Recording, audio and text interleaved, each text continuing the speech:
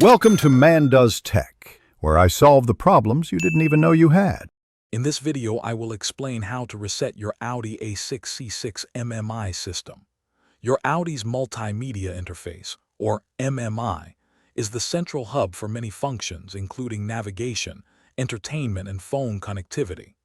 Sometimes, like any advanced technology, it can experience glitches.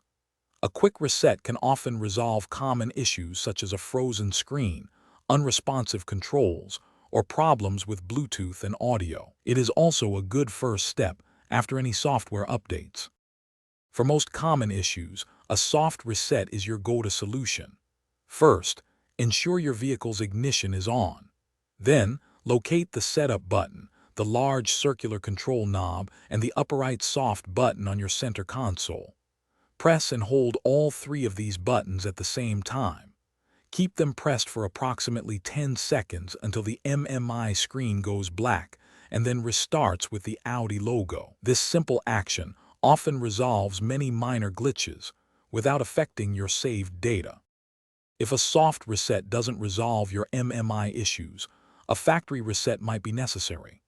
Be aware that this process will erase all your personalized settings, navigation history, and saved data. To perform it, access the Setup or Menu button on your MMI interface.